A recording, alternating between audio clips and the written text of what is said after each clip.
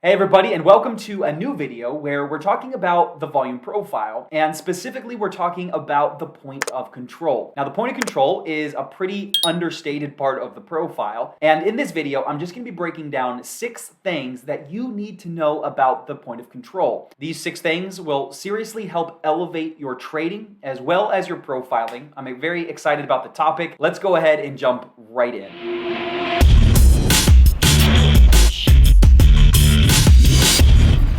All right, so as we're talking about the point of control, if you're watching this video and new to profiling, not exactly sure what the point of control is, it's no worries. You can reference this quick video where I just break down the different parts that make up a profile. Very quick, you can go check that out and come right back. But for those of us who know about the point of control, let's go ahead and kick things off looking at number 1. I'm not exactly sure how to describe this without showing it. I think it'll just be confusing. So we're gonna pull up the charts. Right before we do, I think that this topic of the point of control is a really good example of how deep we can take the volume profile. I know there's a ton of people out there that think they've tried the profile or they think they know about the profile because maybe they know what the point of control is, they know what value area is. But what we can do is take these ideas or take these parts of the profile, these concepts of the profile, and we can take them so much deeper. So in this video, we're going to be looking specifically at one element, the point of control, and really fleshing this out and seeing some great ways that we can use this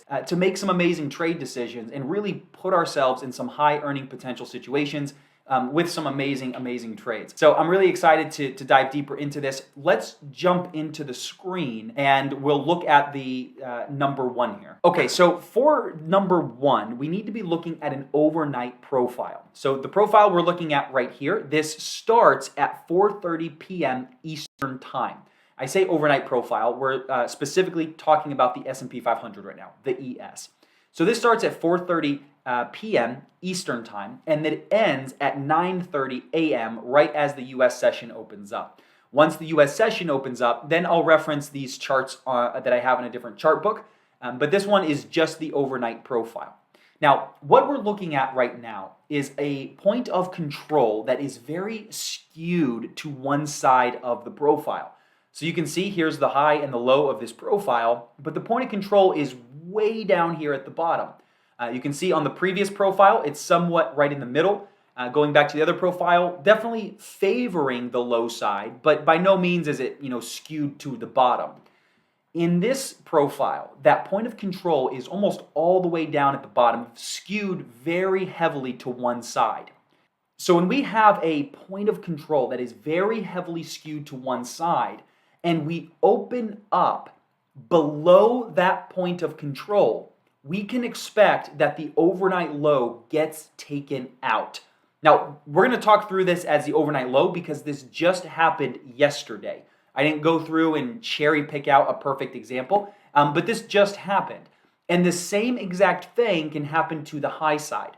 So everything that I'm saying will work in reverse. If we have a point of control that is skewed towards the high, and we open up above that point of control, then we can expect the overnight high gets taken out.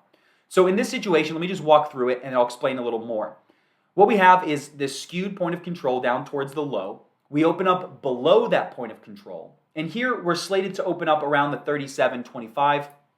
We end up opening right here. This is the regular trading hours now. We open up at this 37.50 right here. Now, once we open up, we immediately drop right down to that 39.35 and we take out the overnight low. The overnight low being here at the 39.35. Now, in this situation, there's not a lot of opportunity right here because we opened up, it was really close to that low and we took it out immediately. But this is a really powerful thing to observe because it doesn't always shape up like this. A lot of times it will shape this up, but the point of control and the low won't be so close. So we'll have a wider area to work with. And we're not always going to open up and then go straight to the low. In this situation, a lot of times we'll open up, but we'll start moving away from the low before we take it out. Now, when that happens, it can really create a great opportunity to get on board with it and to take it down and use this overnight low as a target. Remember, the same exact thing can work on the other side using the overnight high as a target. But if you can start observing this, you can see it doesn't necessarily shape up every day, but when this shapes up, it can work in kind of a double dynamic here. One, it can create an opportunity for a really great trade, but it can also help keep you out of a bad trade. If we're coming into a session like this and you have a reason or a bias to get long, you would be very well advised to keep an eye on that overnight low and consider waiting to get long until that overnight low gets taken out, because we can understand that it's very likely that it's going to happen. So there's no reason to get long before that gets broken. Okay, while we're talking about skewed points of controls, the next thing that I want to talk about the point of control is understanding where the point of control is inside of the value area. So here we are at irregular trading hours. This is a 15-minute time frame we're looking at right now.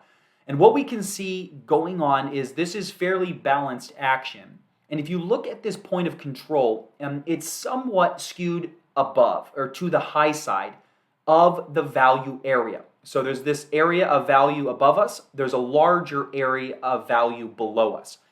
But one thing that we can observe is when that point of control is skewed towards the high of value or the low of value, this can really help us to understand if we should be confident in longs or shorts, or if we should be careful getting long or getting short.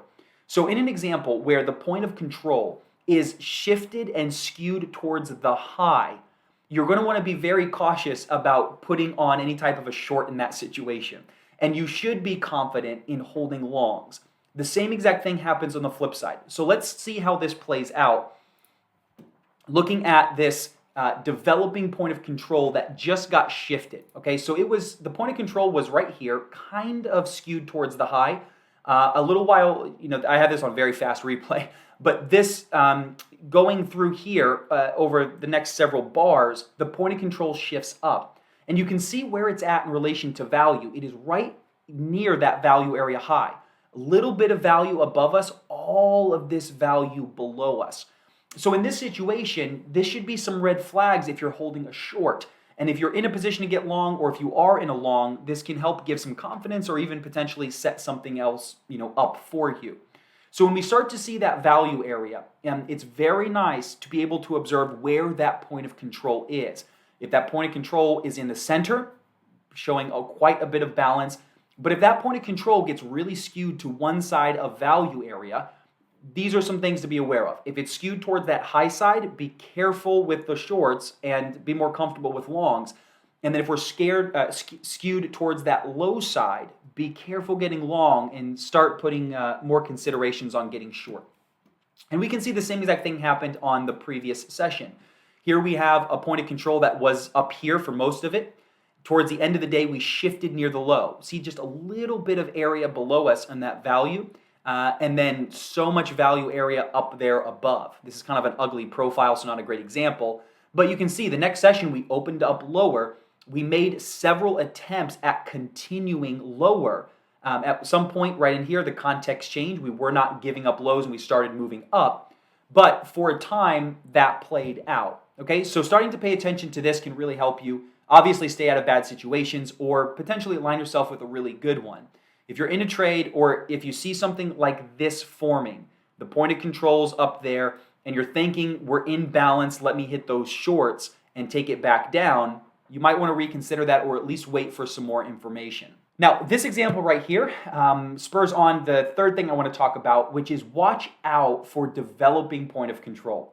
As we saw in this example, the point of control was, somewhat skewed towards the high side of value area, but that point of control shifted. And long before that pink line ever moved, we could see that point of control area developing.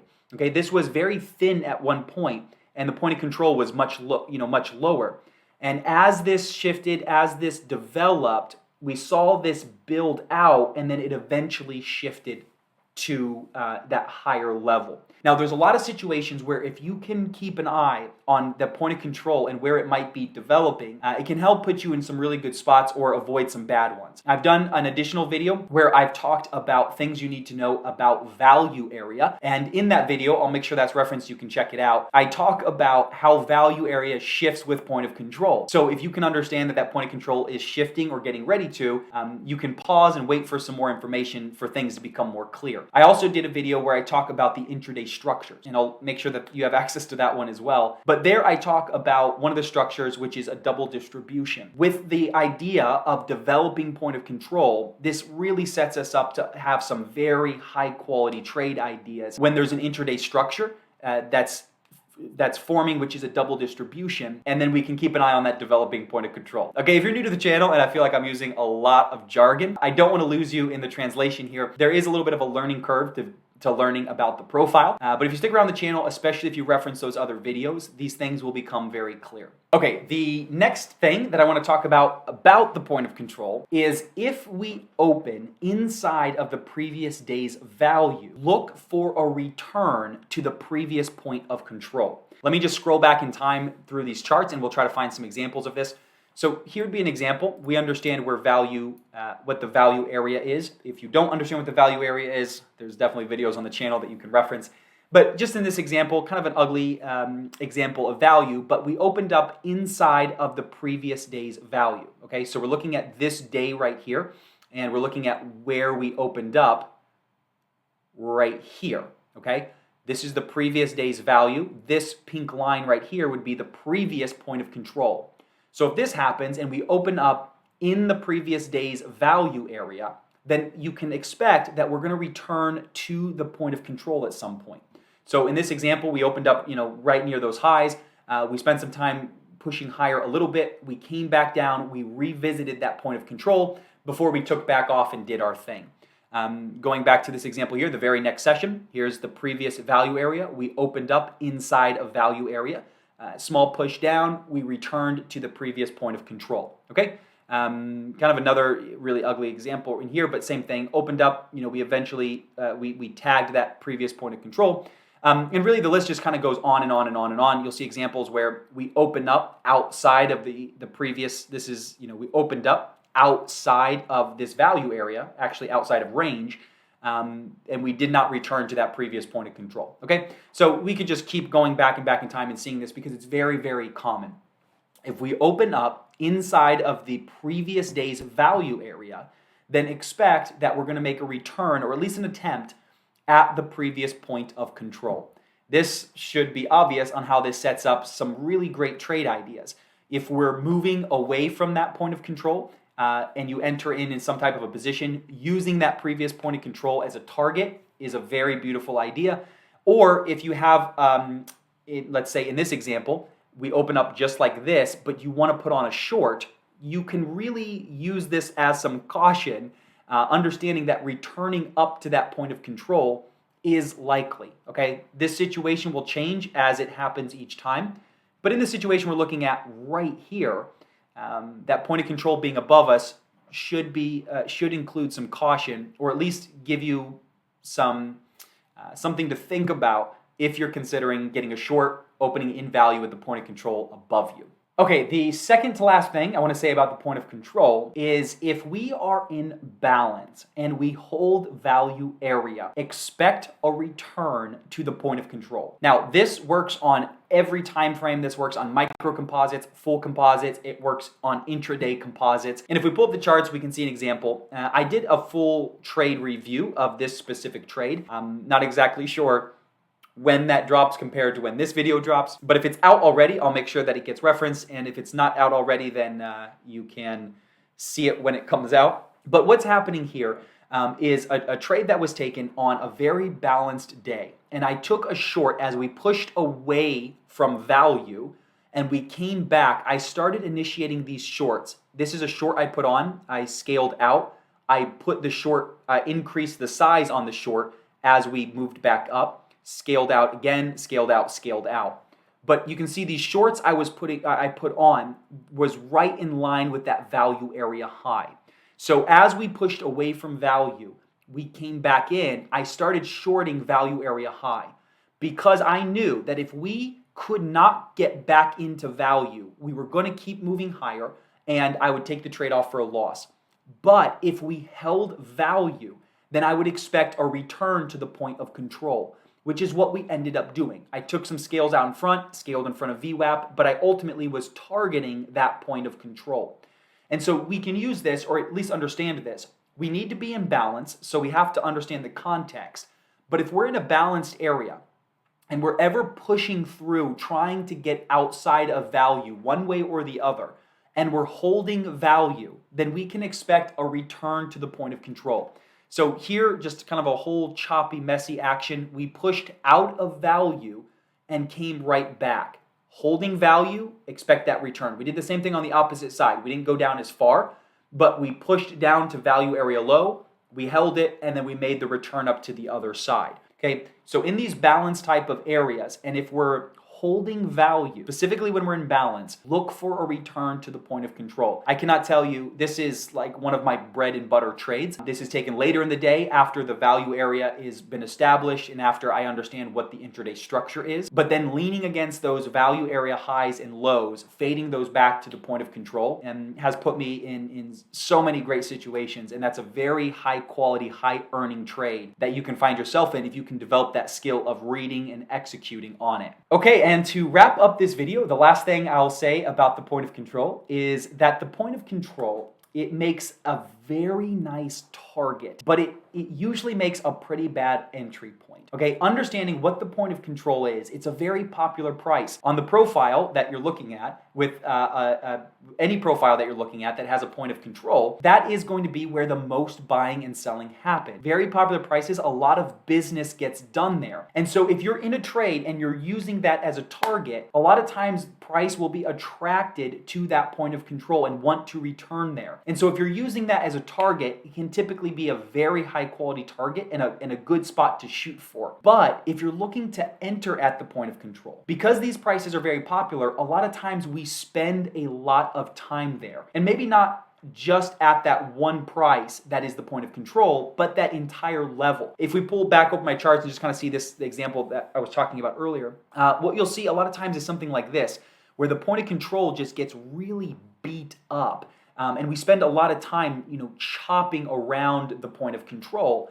And so if you're in a trade and you're looking to target it, a lot of times it's a beautiful target. And then entering at the point of control, a lot of times you'll set yourself up to either get chopped out or to experience a pretty frustrating trade while you're waiting for it to work. There are some specific situations that I will enter at the point of control. It's not an area to never enter. But if you're not doing something specific, as a good general rule, entering at the point of control, it can be very tough. But using the point of control as a target for a trade that you're already in is usually beautiful, and it makes a very high quality target. Okay, everybody, and those are 6 things to understand and know about the volume profile, specifically to know about that point of control. I hope that this video was helpful and that you got something out of it. I'd love to hear what you thought in the comments, and if you'd like more videos about this, there's several other pieces of the profile that can be taken out and can be taken much deeper in understanding how to use this to make very high quality decisions. So you guys can let me know down in the comments. If for some reason you're not subscribed to the channel, make sure you hit the subscribe button.